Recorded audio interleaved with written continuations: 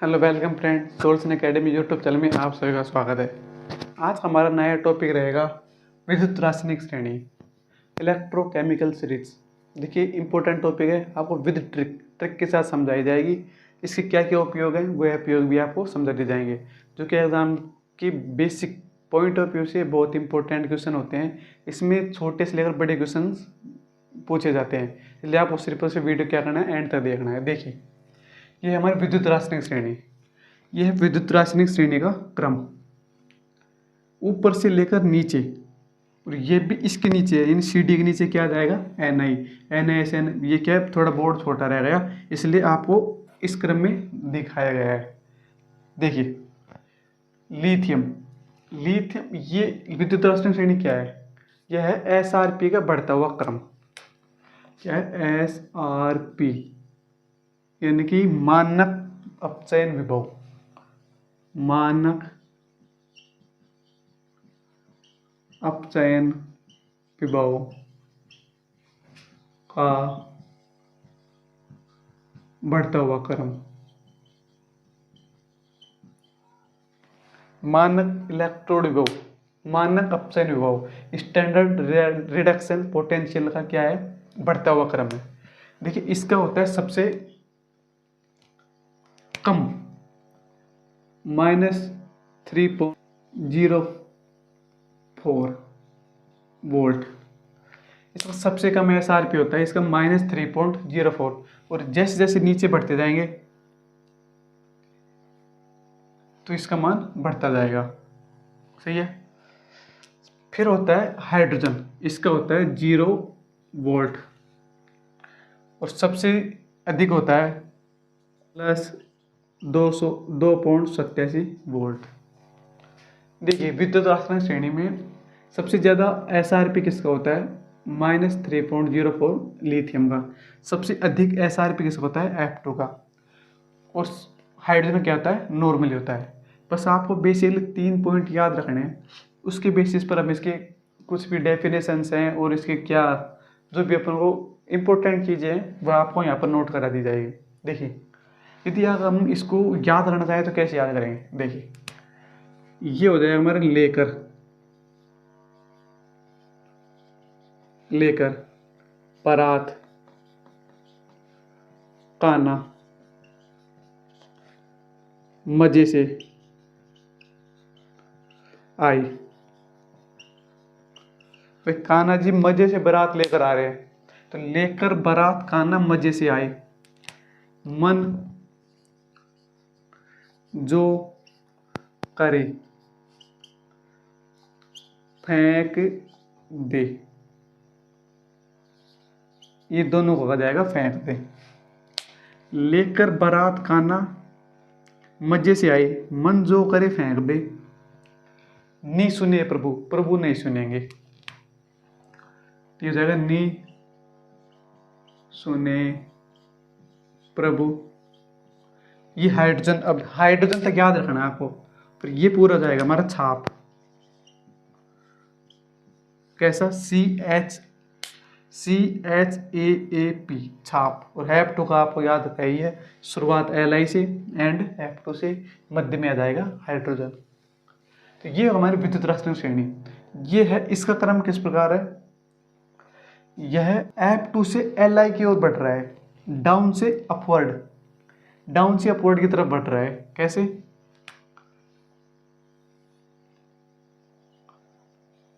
F2 से Li की ओर बढ़ रहा है।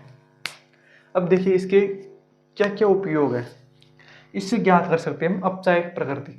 नंबर फर्स्ट, अपचायक। सर्वाधिक अपचायक कौन सा होगा, सर्वाधिक अपचायक कौन सा होगा इसमें, सर्वाधिक अपचायक होगा हमारा लिथियम। कैसे, हम इसके आधार पर चलेंगे, F2 से Li की ओर। F2 से Li की ओर जाने पर क्या होता है, अपचायकता का क्रम बढ़ता जाता है। नीचे से ऊपर की ओर जाएंगे तो सबसे कम अपचायक कौन सा होगा, F2, और सबसे सर्वाधिक अपचायक कौन सा होगा, Li। क्वेश्चन आता है एग्जाम में, NEET second grade first level तक के एग्जाम में क्वेश्चन आता है, सबसे अधिक अपचायक प्रकृति किसकी होती है, सबसे अधिक अपचायक प्रकृति होती है लिथियम की। सबसे कम अपचायक प्रकृति होती है F2 की, फ्लोरीन की अपचायक प्रकृति होती है। ये होता है हमारे न्यूट्रल, ये होगा हमारी अपचायक। कैसे? डाउन से अपवर्ड की ओर। नंबर सेकंड, ऑक्सीकरण, ऑक्सीकारक इसका विपरीत हो जाएगा। कैसा? नीचे से ऊपर जाने पर क्या होता है, ऑक्सीकारक की संख्या या ऑक्सीकारक की प्रकृति घटती जाती है। तो सबसे अधिक ऑक्सीकारक कौन सा होगा? सबसे अधिक ऑक्सीकारक होगा F2। भाई सबसे कम अपचायक है तो सबसे अधिक ऑक्सीकारक, नॉर्मल सी बात है, यही होगा। और सबसे कम ऑक्सीकारक कौन सा होगा? लिथियम होगा।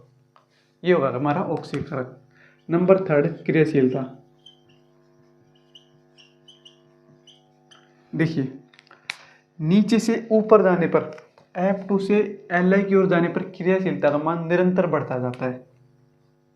आपको कुछ नहीं याद रखना है, आपको बस ये याद रखना है, यहाँ से शुरू कर रहे हैं, इधर की साइड जा रहे हैं, F2 से शुरू कर रहे हैं, Li की साइड जा रहे हैं, तो क्रियाशीलता क्या गई, नीचे से ऊपर जाने पर Li के मान या क्रियाशीलता का मान बढ़ता जाता है।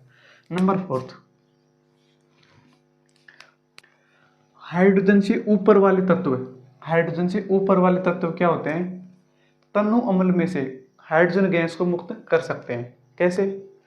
जैसे अगर हम लेते हैं Cu प्लस HCl का, Cu प्लस HCl को लेते हैं, तो अगर हम सोचते थे CuCl2 बनाएगा प्लस H2, तो यह नहीं बनाएगा, क्योंकि इसकी प्रकृति नहीं है। हाइड्रोजन से नीचे वाले तत्व क्या करते हैं कि यह कम क्रियाशील होते हैं, इसलिए यह हाइड्रोजन को मुक्त नहीं कर सकते हैं। तो हाइड्रोजन के ऊपर वाले तत्व जैसे Na प्लस HCl करेंगे तो NaCl प्लस H2, और Ca प्लस HCl करेंगे तो CaCl2 प्लस H2। इस प्रकार हाइड्रोजन से ऊपर वाले तत्व भी क्या करते हैं, हाइड्रोजन से ऊपर वाले तत्व भी हाइड्रोजन गैस को मुक्त कर सकते हैं तनु अम्ल में से। तो डेफिनेशन लिख लीजिएगा।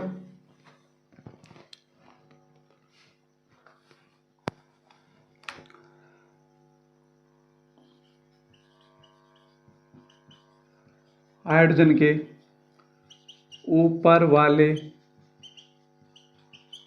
तत्व ही तनु अम्ल में से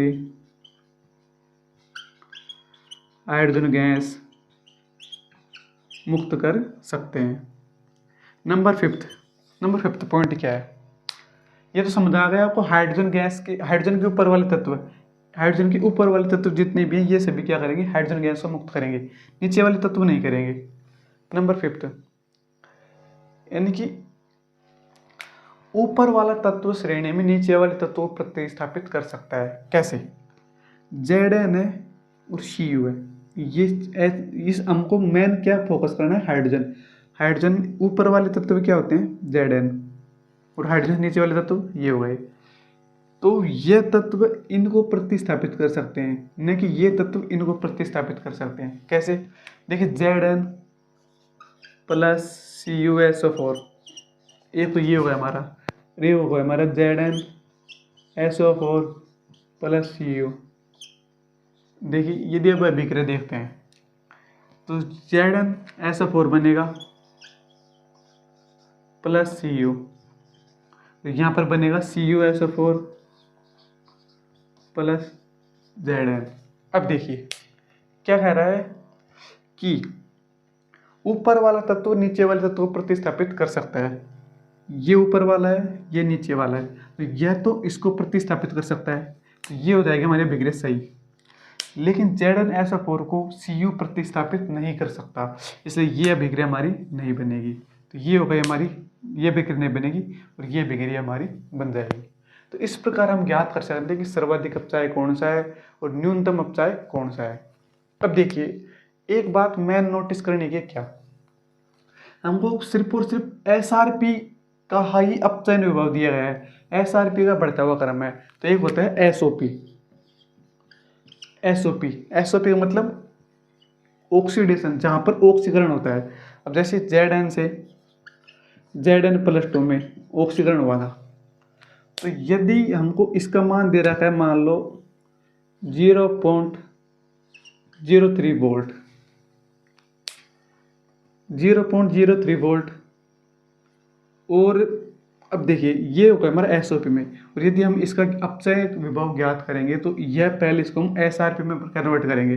एसआरपी में कन्वर्ट करने से क्या हो जाएगा, ये हो जाएगा हमारा -0.03 वोल्ट। इसलिए हमको Zn+2 अपचयन विभव का बिल्कुल वेरी खास तौर पर ध्यान रखना है, तब जाकर हमारा टॉपिक क्लियर होगा। तो ये होगा हमारा एसआरपी को मद्देनजर रखते हुए, एसआरपी को ध्यान में रखते हुए हम इस टॉपिक को, इस प्रॉब्लम को सॉल्व करेंगे। थैंक यू दोस्तों, ये था हमारी विद्युत रासायनिक श्रेणी इलेक्ट्रोकेमिकल सीरीज। आशा करता हूँ आपको समझ में आया, आपको बिल्कुल क्लियरली एक एक टॉपिक समझा दिया गया है, with definition with diagram board पर लिखकर समझा दिया है। इसलिए नोट करने वाले नोट कर लीजिए, और यदि आपको समझ में आ गया तो आपको नोट करने की भी आवश्यकता नहीं पड़ेगी। थैंक यू दोस्तों, वेलकम। और यदि आपने अभी तक हमारे यूट्यूब चैनल को सब्सक्राइब नहीं किया तो यूट्यूब चैनल को सब्सक्राइब करें और वीडियो को लाइक करें। Thank you.